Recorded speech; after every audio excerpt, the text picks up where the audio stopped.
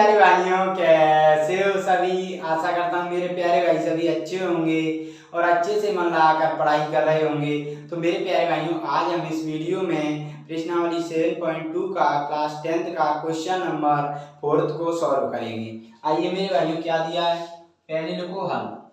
हल में मेरे भाइयों इस बिंदु को मान लेते हैं, माना कि इस बिंदु को मान लेते हैं हम ए। तो a -3, 10 इसको मान लेते हैं मेरे भाइयों b। ठीक है, 6, -8। और ये बिंदु, ये रेखाखंड को बिंदु अनुपात में विभाजित कर रहा है ना, इसको मान लेते हैं मेरे भाइयों क्या, p। ठीक है, -1, 6। इतना क्लियर हुआ। अब हमें निकालना क्या है, अनुपात। तो मेरे भाइयों अनुपात निकालना है तो इसके लिए विभाजन सूत्र में पहले विभाजन सूत्र लगेगा इसके लिए। तो पहले विभाजन सूत्र को मैं दिखा देता हूँ लगा के, फिर मैं आपको बताऊंगा। ठीक है, तभी आपको अच्छे समझ आएगा। क्या होता है, P या कोई भी बिंदु आप मानते हो वो x, y = m1 x2 plus m2 x1 upon m1 plus m2 m1 y2 plus m2 y1 upon m1 plus m2। अब देखो मेरे भाइयों, आप जानते हो कि ये दो बिंदुओं में x1 y1 के मान रहते हैं इनमें। ठीक है, जो रेखाखंड को जोड़ते हैं वही तो x1 y1 होते हैं, x2 y2। ठीक है, और ये बिंदु जो जोड़ने वाले रेखाखंड को विभाजित करता है मेरे भाइयों अनुपात में, ये मेरे भाइयों होता है, मेरे भाइयों क्या होता है, ये होता है x, y, जानते हो। और मेरे भाइयों हमें निकालना है m1। तो m1 m2 क्या मान लेते हैं, माना कि m1 = हम मान लेते हैं k, m2 मान लेते हैं हम मेरे भाइयों 1। तो m1 अनुपात m2 क्या हो जाएगा, k अनुपात 1। हम k इसलिए मान रहे हैं क्योंकि k होता है ना, इससे सरल होगा हमारा सवाल बहुत अच्छे तरीके से। तो आप यहाँ पर रखो तो -1, 6। m1 कितना है मेरे भाइयों, यहाँ पर k इंटू x2 कितना है मेरे भाइयों 6 प्लस m2 कितना है 1 इंटू x1 कितना है -3 अपॉन k प्लस 1 m1 कितना है k इंटू y2 कितना है मेरे भाइयों, y2 है -8 प्लस m2 कितना है 1 इंटू y1 है मेरे भाइयों 10 अपॉन m1 प्लस m2 मतलब k plus 1।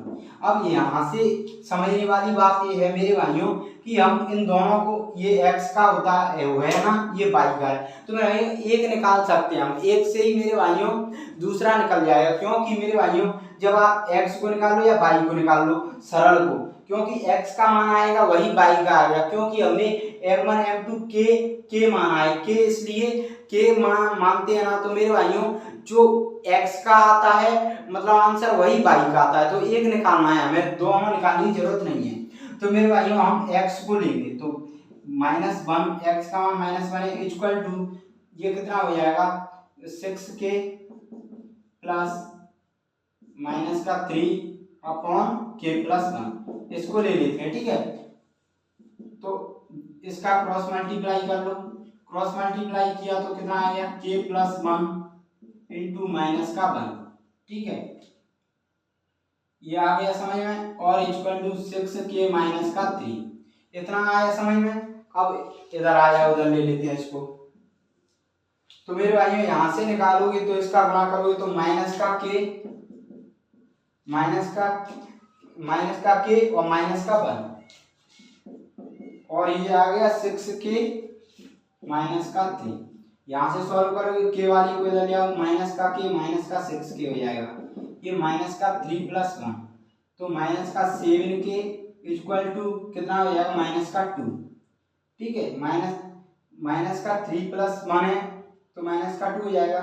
k equal to आप अगर सॉल्व करोगे तो कितना है -2 अपॉन -7, तो k का मान कितना आ गया मेरे भाइयों 2/7। 2/7 का मतलब k 2/7 आ गया k का मान। इसका मतलब क्या है मेरे भाइयों कि m1 का मान कितना है 2 और m2 का मान कितना है मेरे भाइयों 7। तो m1 अनुपात m2 कितना आ गया 2/7। तो ये आ गया मेरे भाइयों जो किस अनुपात में 2:7 में विभाजित करेगा। मेरे भाइयों आप बाई का भी आप चेक कर लेना, अगर आपको ऐसा लग रहा है कि बाई का, तो बाई से आप चेक भी कर सकते हो, यही आंसर आएगा। क्योंकि मेरे भाइयों जब हम के लेते हैं ना तो एक ले लो, एक जो एक्स का आता है वही बाई का आता है, कोई सा भी ले सकते हो, ठीक है।